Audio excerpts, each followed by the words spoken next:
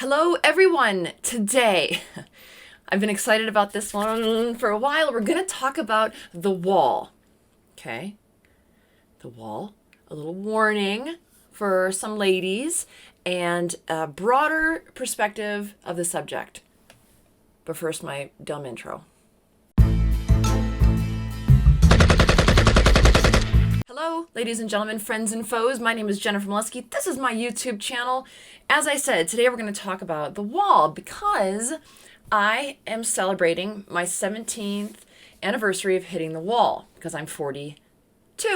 The reason I'm saying 25 years old is because I did a video.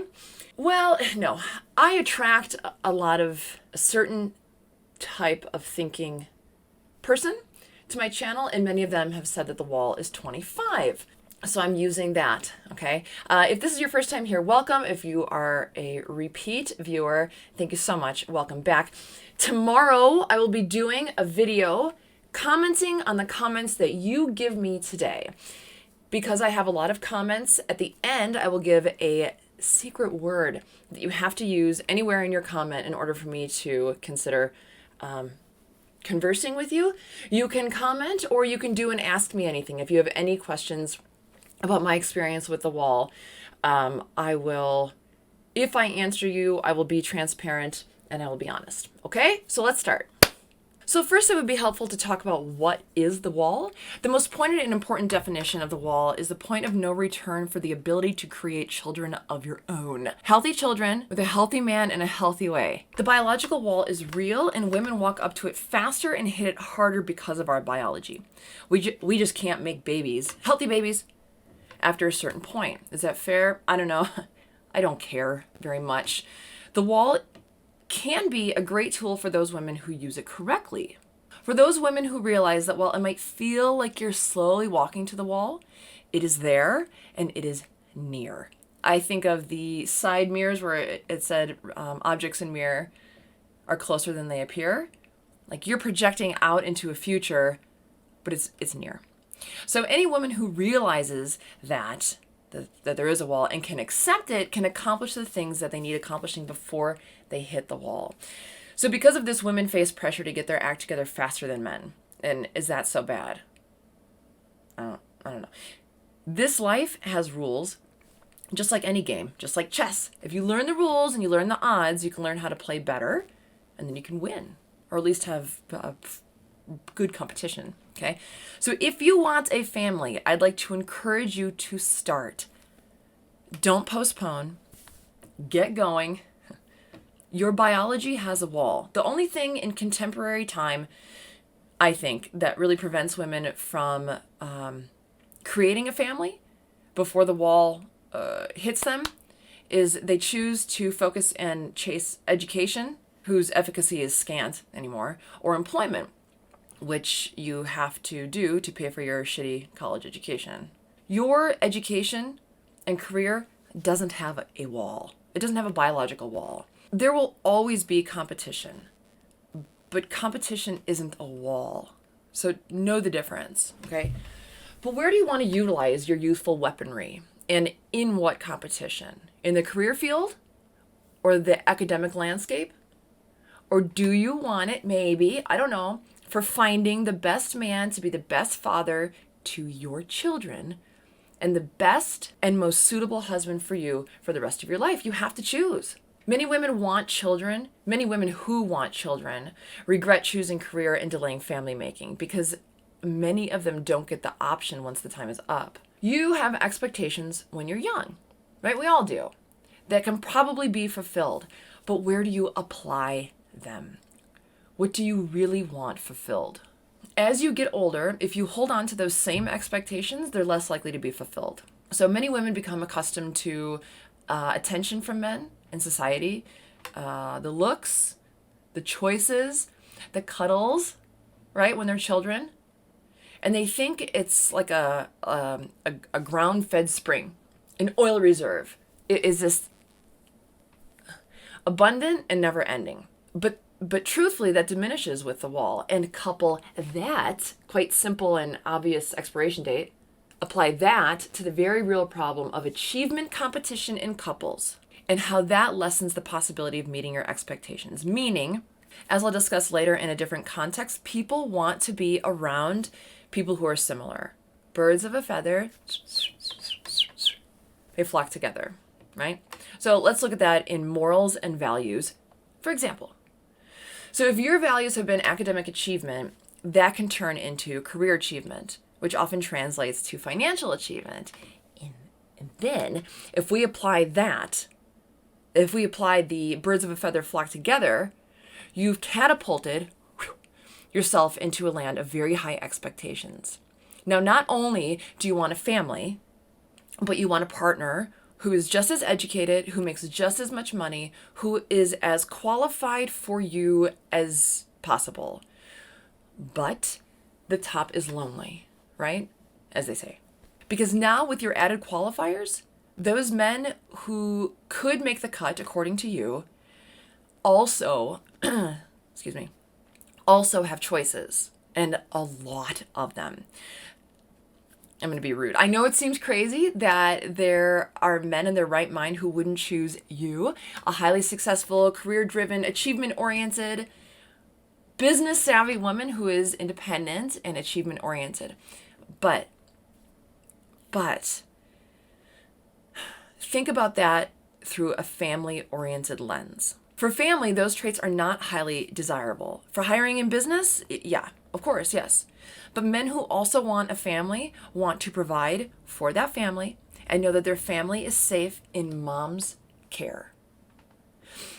Question: how safe are the children when mom's not at home? How safe is a family when the mom's priority is her career and not her family? And how safe is the man, her partner, knowing that his wife is in competition with him, in career competition, in achievement competition? Many men want a woman who can offer a happy and healthy and orderly home life. So when a woman chooses that direction, then she can more easily find a partner who will choose to commit to her and their future, their family, because they're prioritizing that together. That is fulfilling for a man and the woman and the children, which is most important. So what kind of a woman are you? I'm sorry, but it's helpful to know well and to know fast. I said that contemporarily, that the only thing that would hold you back is education and career from creating a family. But also it's choosing bad men. So don't waste your precious time being cavalier about the men you choose. Don't waste your precious time with silly men or frivolous relationships or formal education. Woo! For God's sake, take advantage of the age we live in. Information is abundant. I don't know. I think you should be an autodidact. But again, if really you want a family, stop wasting your time. If you want kids, the wall should be respected. You don't have to love the wall, but you should respect it and acknowledge it. Now I'm going to totally switch gears here, and I'm going to present a view from a higher landscape because I have a wall, so I can climb it. And I can see more. Here we go. If someone comes from a very healthy childhood, those kinds of people are ready to start a family right out of the gate. Or at least ready to spot and find a good person to do that with, right? But how many people are raised well? There's a saying that I recently read that's something to the effect of, you don't have to teach your children anything, they'll just end up like you. So that's why your role as a parent is so important. So people emulate their parents and their parents' relationship with each other. That's why I'm fond of strong couples who show their love and mutual respect to each other in front of their kids. I'm fond of couples who have a caregiver at home. Not a chauffeur, not a maid, but someone who runs the household with the intent of teaching their children how to run a household, how to be grown up, how to do that. Because release day is approaching. Childhood has a wall too. We're all past that wall. But many women find that managing a household or raising children not that rewarding. And I would say that many women today who think that devoting their energy to their family is degrading or boring or oppressive probably have a parent or parents who think the same thing. Going back to, you don't have to teach children anything, they'll just emulate you. Either that, or those children, those people, those women who think that, have some formal or compulsory education under their belt, and that's where they pick that notion up. We live in a society right now that's messed up, right? Duh. 10% of the population is alcoholic. Alcoholics don't make good parents. Did you know that? There are drug addicted parents, parents with serious psychological and mental disorders, many untreated. Many children have suffered abuse, molestation, violence in their home by their family. Many were neglected or hated. Others were left alone. And others were told by their parents that they're useless or a burden, or they're openly despised. Those kids grow up. Some of us are them. Thanks, Mom and Dad. For some of us, right? So I'm hearing a lot of complaints from men that women are not being the sweet and loving and lovely women that they're supposed to be. They're all the bad things in the world, right? And I understand the reason for the complaints, but can we take a look at the reasons for those? Remember, this is opinion. But these women are unrepaired and unprepared children masquerading in adult bodies. Boo! That sucks. But it's common. Is it fair? I don't care. It is the way it is. So because of the degradation of family units, we have women who are running from connection. They're hurting others. They're cheating because they saw a parent or parents do it. Some of them are promiscuous because they're liberated, I guess, from what? I don't know. Others choose shitty men because their dad was a piece of shit. Or they saw their mom choose that type of man over and over and over. Better the devil you know than the devil you don't. I like that saying. There's a million versions of messed up. But the beauty is this. The antidote, if you will. You can safeguard yourself from these people by becoming an emotionally fit person yourself. Will you become that person before or after the wall? Will you meet them before or after they've hit the wall? Just like children of healthy parents will try to find and duplicate that healthy relationship that they saw in their childhood when it's their turn, a repaired person will attract and be attracted to other healthy people. But there's a harmful and popular and ineffective way that most people use to fix their fucked up childhoods. They try to fix childhood wounds by finding and coupling up with people that best represent the people that gave them those wounds in the first place. They do that to try to mend them. So have you ever met someone that you just clicked with? Like, wow, this is amazing. The connection is strong and it's beautiful and it's fierce and you've never felt anything like it. A lot of those hot and lusty connections occur because you found someone who is injured in the exact way that you need them to be injured so you can try to repair the childhood injury on your end. Be damned about their feelings or their trauma, and they're doing the same thing to you. Sounds awesome, huh? Woohoo! Fun! Relationships are fun. Hot and heavy often ends with frigidly cold. I liken it to a sparkler. You have a sparkler and you light it and it's all, and it's so pretty and you can wave it and appreciate it, but it will die. And it will smell like a fart, and people throw it on the concrete, and it makes the whole world ugly. That's what I liken many relationships to. So let's say that a healthy person, just for numbers, is represented at a 10, and a totally messed up person is at a 1. Most people are oblivious to what their number is. So, therefore, they're oblivious to the people that they are choosing and the people that they are choosing them, and that they actually correlate perfectly. So let's say you're a 4, for example, maybe, I don't know, let's just say, but you instinctually long for a healthy relationship that partnering up with a 10 could produce. Okay, like at a core level, you want that you want that healthy relationship. But the fact is that a 4 honestly would be repulsed or just not attracted to a 10, and vice versa. A messed up person will never, ever be attracted to someone who is well adjusted. People connect with similarly wounded people.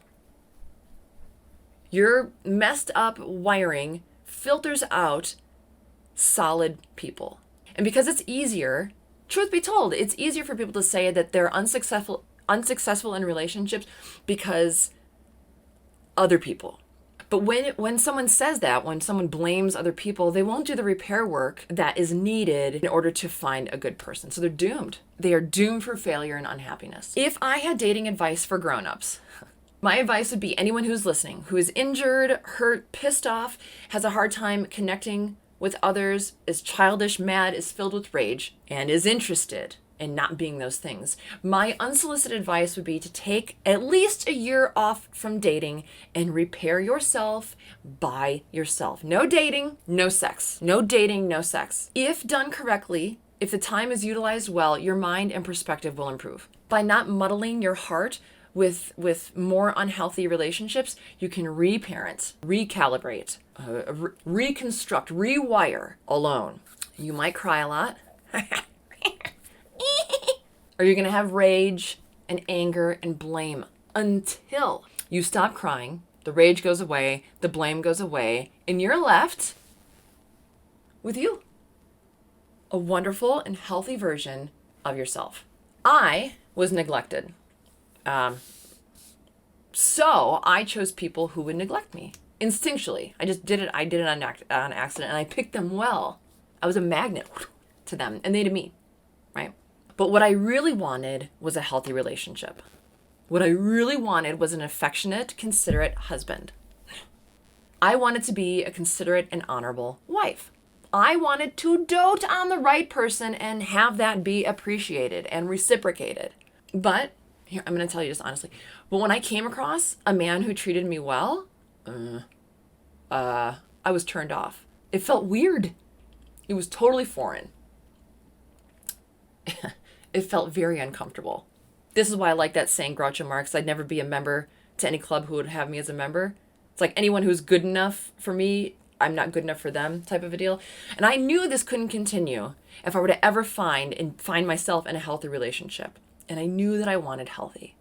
So I reparented myself. I began rewiring, reparenting, recalibrating myself so I could find the kind of person that I wanted. The kind of person who would allow me to lavish them with love and stability. And once I found him, I needed to get to a place where I could allow myself to be attracted to him, to feel worthy of him. Because historically, I was attracted to sixes, let's say, give or take a couple, right? But I wanted a healthy 10 relationship. I knew that meeting a man who would actually be good for me and I for them would be uncomfortable until I rewrote myself. I felt good around wrong, and wrong did not make me feel good. So I decided to figure it out myself. But by the time I did figure it out, I was past the wall. Many people do this. They're figuring out shit later in life, later than ideal, maybe. That's why I want to share this message with you. I feel like it's a clean message. There's no harm. I just want to be learned from, right? Is it fair that many women waste their youth being fucked up? No. Maybe, yeah, I don't know. Is it fair that many men do the same? No. Yes, I don't know. But the reality is, here's where people hate me. If you're complaining about the lack of options or the type of men or women that you meet and connect with, that reflects more on you than them. Sorry. Maybe it isn't fair that more and more people are damaged. Oh well, here we are. But if we as individuals can get our act together and become better, then our society will get better. And for the children of the society, at least, that would be good, right? Getting back to the wall. Some men, most men, some all, I don't know, who cares, desperately want a beautiful, emotionally fit, family-oriented woman who loses her virginity to them, not you, them, who looks at them like they're fat and ugly. Good video right here. Who's also 18 or 23 or 25. Maybe you can't have that.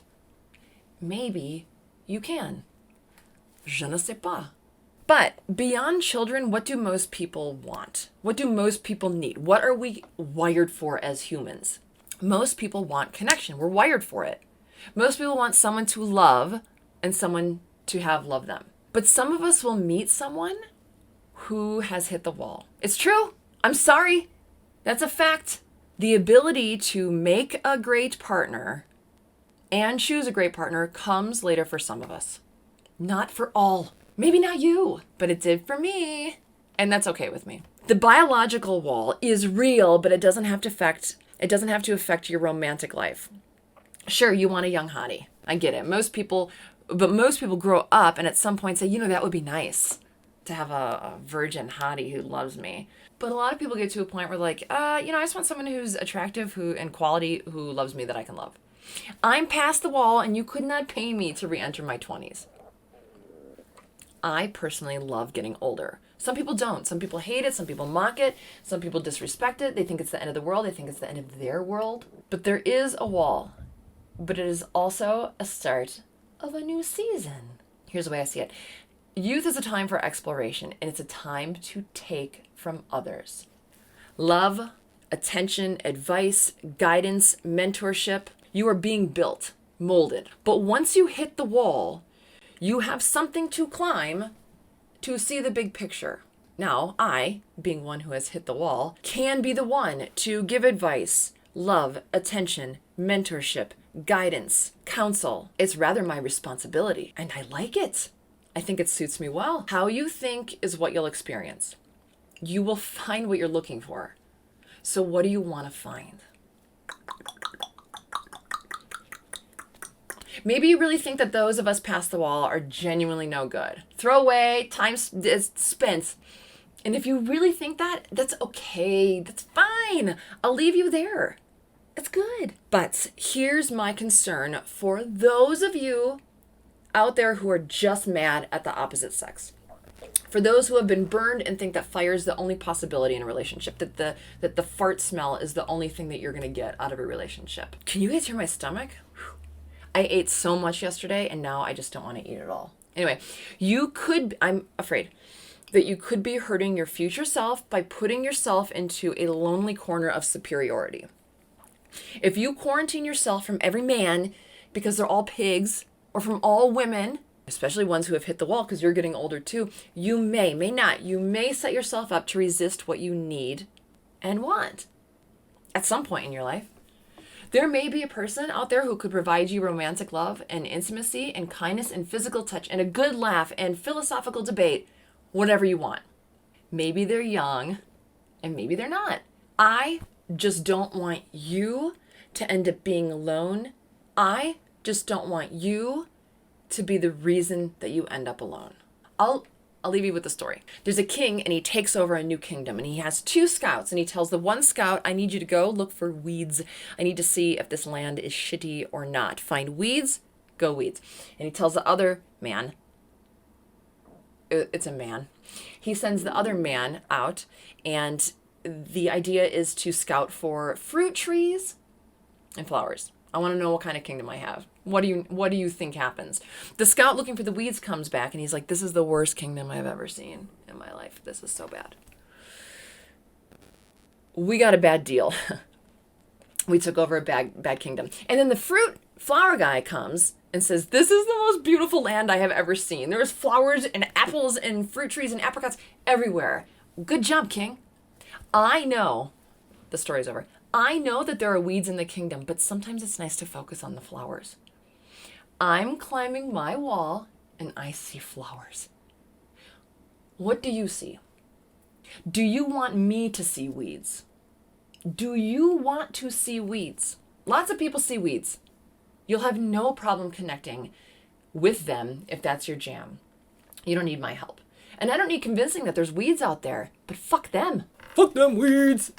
All right, if you have a comment or a question about today's opinion piece about the wall, you must use at some point in the comment the word introspection. Okay? I don't care how you use it, but if you use that, then I will quite possibly respond to you.